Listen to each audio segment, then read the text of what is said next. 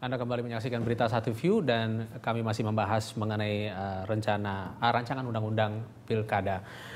Dan kita lanjutkan kembali. Ini ada masalah hukum dari Ahok, ada gugatan dari DPRD DKI, ada rencana gugatan dari DPRD DKI Jakarta yang akan memperkarakan Ahok yang selama ini dianggap menjelek-jelekan DPRD DKI. Ada sebutan calo, korup, dan bahkan kebanyakan main golf katanya. Nah, menurut Pak Abdul Razak dulu nih, kalau menurut Anda sejauh mana ini bisa berakhir pada kasus yang menyulitkan langkah Ahok secara politis?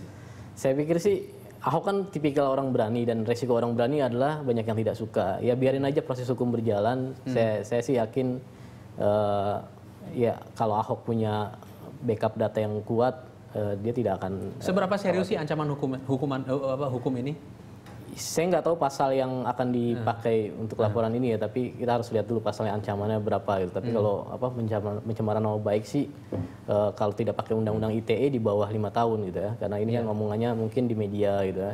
Saya nggak tahu apakah pakai undang-undang ITE atau tidak. Karena kalau saya melihatnya ya apa bedanya Pak Ahok mengatakan seperti itu dengan pengunjuk rasa di depan gedung DPRD DKI Jakarta gitu, yang mengatakan bahwa anggota DPRD ini korup dan calo dan segala macam. Ya, lalu kenapa diperkarakan? Ini gitu, dilihatnya sebagai kontestasi politik antara eksekutif dengan legislatif aja gitu. Dan nah, kalau Bapak gimana? Kalau saya lihat nih, kalau ada DPRD menggugat pencemaran nama baik pada orang lain, itu seperti kacang melupakan bungkusnya. Karena itu kan dari dewan, itu dari kata Prancis parlemen, dari parler. Parler itu bicara. Jadi artinya ini adalah tempat di mana orang bisa bicara bebas. Bahkan kadang-kadang diberi secara hukum imunitas khusus supaya wakil-wakil rakyat itu bisa bicara bebas. Nah, kalau mereka merasa orang nggak boleh bicara bebas, itu harusnya berhenti dari anggota DPRD. Dia tidak menghayati apa itu parlemen. Ya, jadi itu itu benar-benar, saya bilang sih bodohnya udah kelewatan gitu ya. Jadi tidak layak dari wakil rakyat. Dia kalau melakukan itu dia harus mundur. Apalagi kan yang dia gugat pasti pencemaran nama institusi. Ya. Itu kalau kita lihat di dunia, institusi apalagi parlemen menggugat itu jadi ketawaan orang sedunia. Apa kata dunia lah kalau kata ini ya. Itu benar-benar itu menunjukkan semakin keyakinan kita bahwa kualitas DPRD kita tuh memang parah gitu. Ya, bukan karena rakyatnya bodoh kalau kita lihat dari tingkat pemilihan, tapi karena yang partai politik mengapa memilih calon-calon yang seperti ini. Itu menunjukkan sekali lagi, jangan-jangan partai politik itu hanya mencalonkan orang-orang yang memberikan sumbangan kepada partai, bukan orang-orang yang akan memberi manfaat pada partai. Lah kalau orang untuk menjadi calon partai harus bayar, bagaimana dia bisa mikirin rakyat banyak? Iya kan? Akhirnya jadi politik transaksi, uang lagi. Justru uang yang beredar ini tambah besar lagi. Jadi ini menunjukkan bahwa memang harusnya kita pemilihan langsung untuk mengontrol ini. Supaya parlemen ini jangan semena-mena. Tapi di satu sisi kan Ahok tidak bisa bekerja sendiri, dia harus bekerja sama dengan DPRD DKI Jakarta. Dengan sekretariat. Nah, sementara yang kita balik lagi ke rancangan undang-undang Pilkada yang setuju dengan RUU Pilkada itu kebanyakan dari Koalisi Merah Putih, dan itu banyak di DPRD. Yang menolak pilkada, yang mendukung pilkada langsung hanya 3, PKB, Hanura, dan PDIP. Gitu. Sementara yang lainnya PKS, PAN, P3, Golkar, Demokrat, dan Gerindra itu semua mendukung. Dan tentunya nanti ke depannya Ahok akan punya, tangannya akan penuh berhadapan dengan. Tapi itu kan udah biasa kalau kita lihat ya. Jangan anggap partai itu punya solidaritas tinggi. Saya kasih contoh, 2004 Pak SBY itu cuma 7% partainya, ya kan? Mau ada koalisi mega akbar yang melibatkan Golkar, PDIP, pokoknya akan menjegal presiden di parlemen. Ternyata nggak berapa lama malah malah Akbar Tanjung yang terjungkal, Golkar memimpin Yusuf Kala.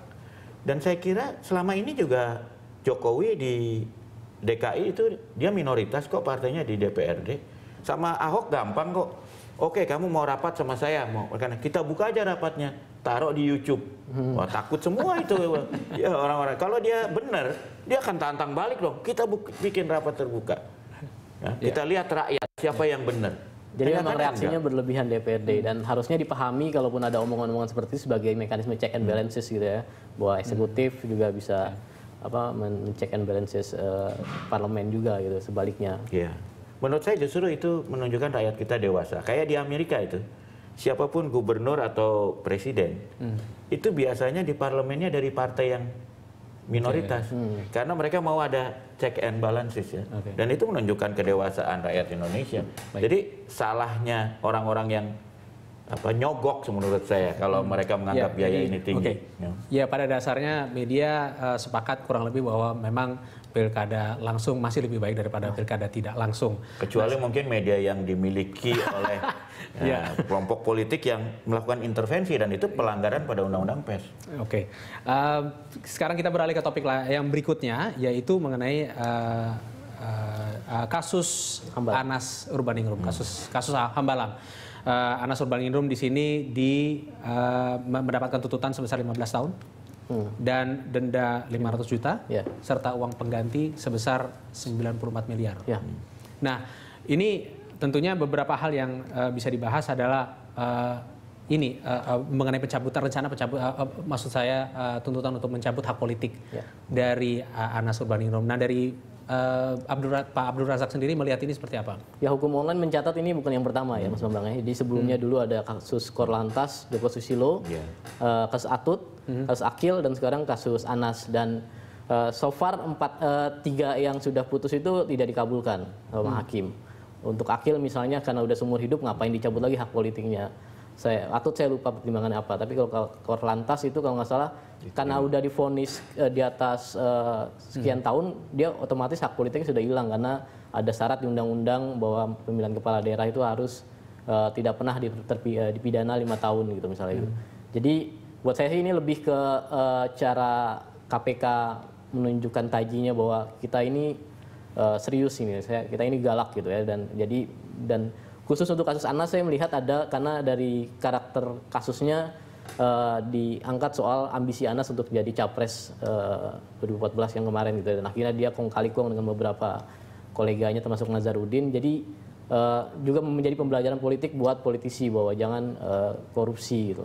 Ya, sehingga kalau misalnya dia akan mencoba mencalonkan diri lagi menjadi capres gitu ya di pemilu berikutnya, dia kemungkinan karena hak politiknya sudah dicabut tidak bisa mencalonkan diri lagi. Nah, menurut Pak Bambang bagaimana?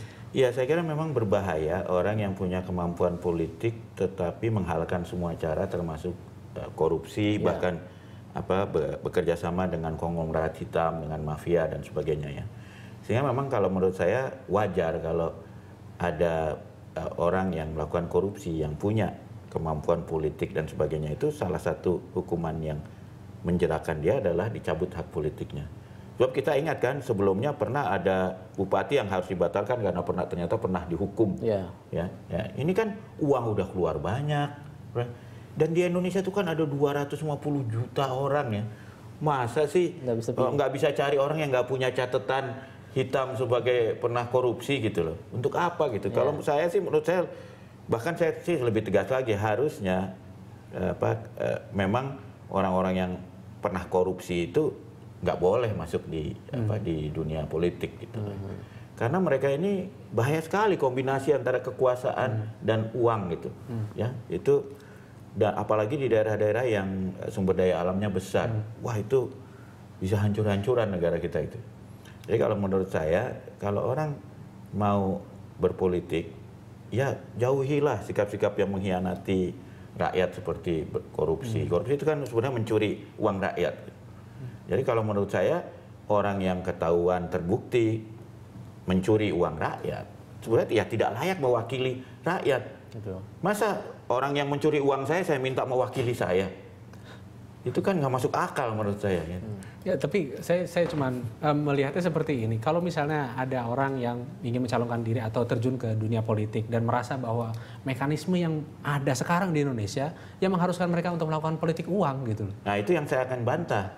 Kita tanya coba Risma, nanti dia siapin berapa untuk maju pilkada depan. Yang kedua. Kita tanya deh sama Jokowi ketika wali kota kedua. Kita tanya bupati wali kota yang bagus-bagus ini, berapa mereka keluar? Bahkan yang di Jogja tuh dulu saya ingat pemilihan kedua sampai nggak ada yang berani melawan dia, sehingga harusnya ditunda karena nggak boleh satu calon kan. Itu kan hampir nggak ada biayanya. Jadi yang penting tuh partai mencari orang-orang yang memang bagus lalu dia kampanye. Jangan kampanyenya 2 minggu menjelang pemilu atau sebulan 2 bulan. Kalau dari awal dia sudah selalu bicara ini loh kinerjanya dan baik gitu ya. Itu nggak ada uang. Dan kedua, kalau mau meringankan biaya, sebetulnya ada cara yang jauh lebih gampang. Kalau bicara kampanye ya. Sebetulnya undang-undang penyiaran memungkinkan bahwa untuk kampanye melalui radio dan televisi itu bisa dibuat gratis. Ya. Itu kan yang paling besar kan. Ya tentu teman-teman di TV dan di radio dan di media mungkin nggak terlalu sulit. Tapi ini untuk untuk kemajuan bangsa kita nggak ada masalah menurut saya. Baik. Ya sepertinya KPK menyadari sejak berdiri political corruption itu termasuk yang paling tinggi. Makanya ada pemahaman dari KPK bahwa udah saatnya ada pidana-pidana yang terkait hak-hak politik gitu ya. Dan soal money politics ya setuju dengan Mas Bambang. Selama kinerjanya baik dan sebenarnya kuncinya di rekrutmen politik ya Mas Bambang. Rekrutmen politik, cara-cara konvensi seperti yang kemarin di Partai Demokrat perlu dikembangkan di partai-partai lain biar menjual program bukan menjual berapa modalnya gitu. Saya bayangin lah kayak di adu sepak bola. Bayangin kalau pemain sepak bola yang dipilih itu yang bisa bayar ke klub, bukannya yang jago main bola gimana? Gak usah bertanding ya. Kita langsung aja peluit akhir. Kita tahan dulu. Kita akan kembali setelah jeda iklan berikut ini. Tetaplah bersama kami di Berita Satu View.